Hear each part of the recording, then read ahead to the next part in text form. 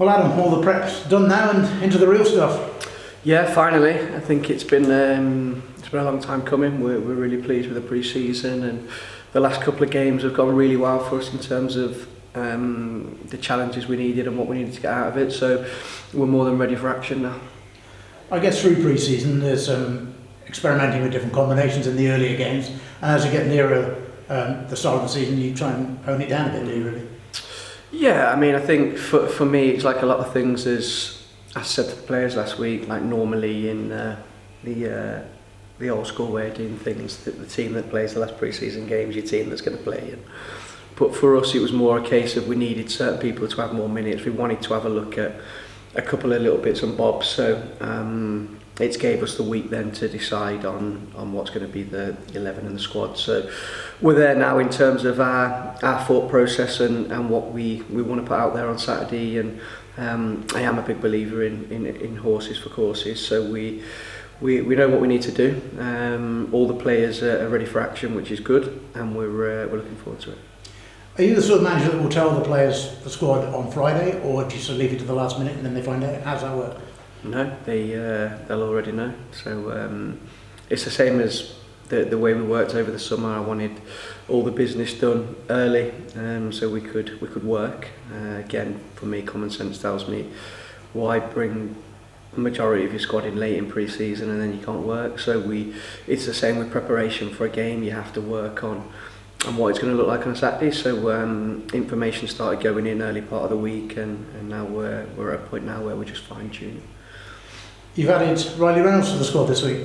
Yeah, really fortunate to get him back in the building. I think he had a really good spell here, and when I first came in and I was watching the games back from last season, I think he was a big part of what happened. And I think through luck, really, he's the type of player that fits what we want to do and the way we play. He brings a dynamic energy, a really tenacious edge to him, but equally he's technically very good as well. So we're really pleased to get him in. Great attitude, and he's slotted straight into the squad. Obviously knows a lot of the boys, and that's been more of a smooth transition. But no, another really good player to add to the group, and I'm really happy with where we are with the group now. I mean, it's going to be tough to pick an 11. It's going to be tough to pick a bench, but ultimately, when we're 3 months into the season, if we've still got everybody fit and not suspended,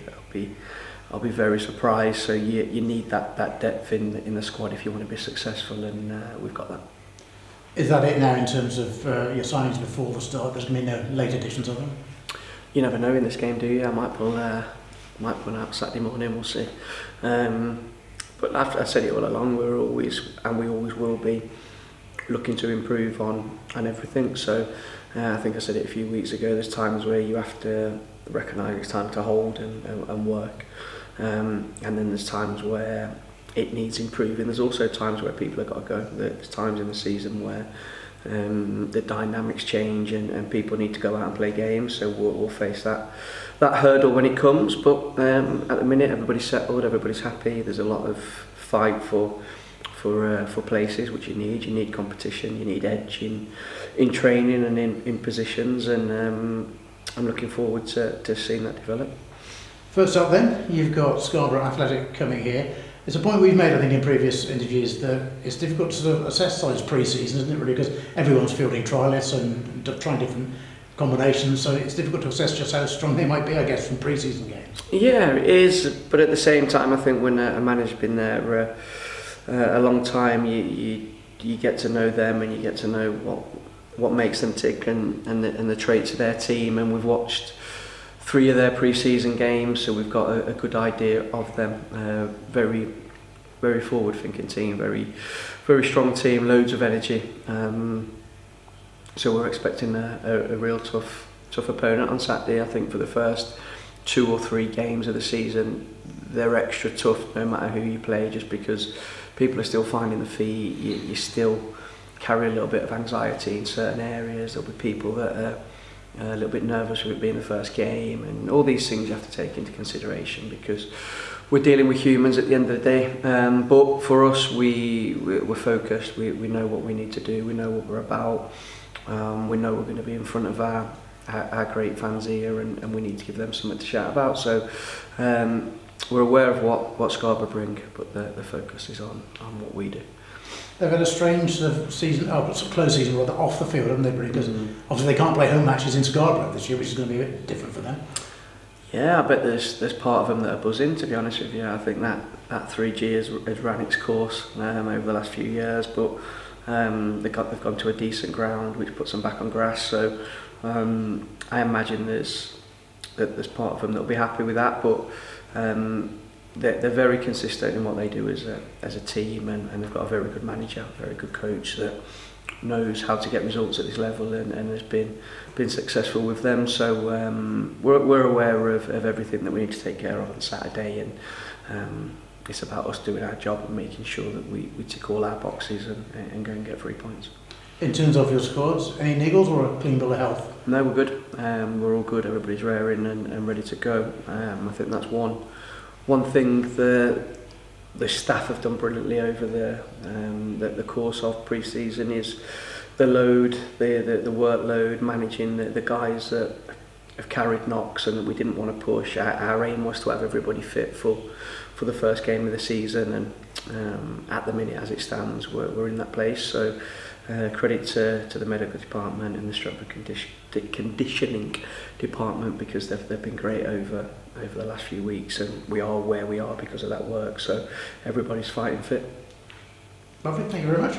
It struck me something you said in probably one of your first interviews here, that when that first game of the season comes, it is about point of view, because you can fall into a trap sometimes in thinking that early doors it's just about performances and bedding in and just finding a few positives. So you really want to hit the ground running and get the right result, don't you? 100%, and we've made a point of that over the last 2 pre-season games, to be honest with you. We've put the whole focus of the last 2 on doing what it takes to win. We showed that against House Owen.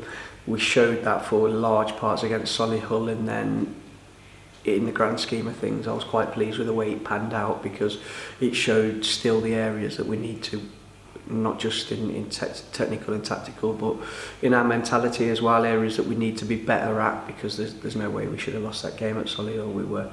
For me, we were way the better team and the game should have been over. So it highlighted the areas in our mindset that we still need to improve, because at the end of the day it's about winning. We all want to perform well, and we want it to look good on how you win, but at the end of the day it's the points on the board that count, and we've gone into the last 2 pre-season games with that mindset, and I think we're there with how we think about a game at the minute. We're out of pre-season mode, and we've been in this mindset now for a few weeks, which is good. You've got a squad with a lot of youth exuberance in it, but also bags of experience as well. How do you go about kind of assessing how the captaincy works this season? Because I'm guessing it's a cliche, but you want a lot of leaders out there on the pitch, don't you? Yeah, definitely. And I think for me, like a lot of things that we do and I do and we've done so far, in terms of, we've not bought a traditional assistant manager in, we've bought analysis in, we've bought a development type coaching because of that younger element, and I still believe players at 29, 30, 31, 32 can still develop, so there's a lot more unit and individual work going on. So we went down that route, and it'll be the same with the leadership in terms of the captaincy and how that runs, because I'm a big believer that this dressing room needs to run itself, and the players need to be part of the process. When people feel parts of processes and anything, you get more out of them. So the captaincy will run differently this season. We'll have a leadership group made up of a group of people. Morgs will still be club captain, that will oversee club things, but then it's like I've said to all of them, no one's guaranteed a starting place. So we'll have a leadership group that will work in terms of an order of who's on the pitch will be the leader for the game. If they're all on the pitch, then it'll be Morgs.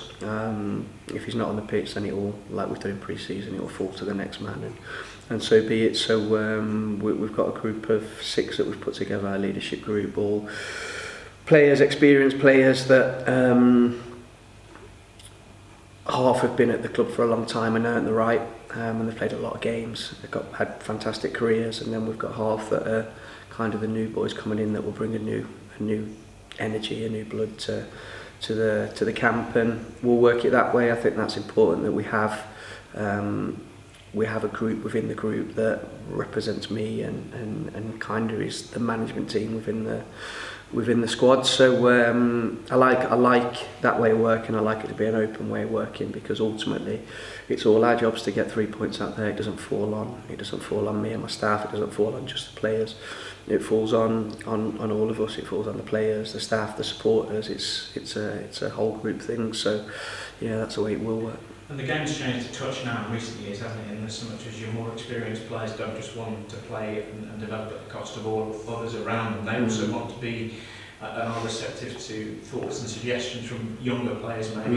In short, older players can still learn from younger players, can't they? Most definitely, and I think the games move that fast over recent years. The young boys coming out of academies and that have been working in them environments have a lot of tactical input put into them, so their tactical brains are often really well developed, and they have a lot of new ideas that they can bring to the older players. So it's a two-way thing. That the young players still need guidance, because we're really blessed that we've got a group of senior boys that have not just been there and done it and been successful, but they still want more, they're still hungry, they still want to push, and that's vital, because the young players have to see that mentality.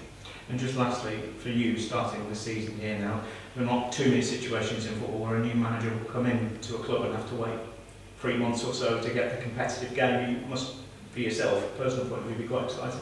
Yeah, I've been really excited for a while, probably too excited to be honest with you, but it's just having the 2 games at home of late have really, the timing couldn't have been better, to be honest with you, because it's really stirred up another emotion in myself, another fire that I probably didn't think I needed, to be honest with you, because I'm hyper motivated as it is. So it's been nice to get in front of the supporters, and it's given me another extra drive just to see the passion and the need for success from those guys, and I really can't wait for the journey. I think it's going to be an exciting one. There's going to be some punches in the face along the way where we're going to have to stick together, but if we do that, we'll ultimately be successful, and we have to go through, whether it's home or away, we have to do this journey together. I think starting at home on Saturday, we need to put a marker in the sand in terms of this is what it looks like when you come to Scarborough, the noise, the passion, the intensity, not just from the stands but from the grass as well. And if we can all do that together, we're going to have a very successful season.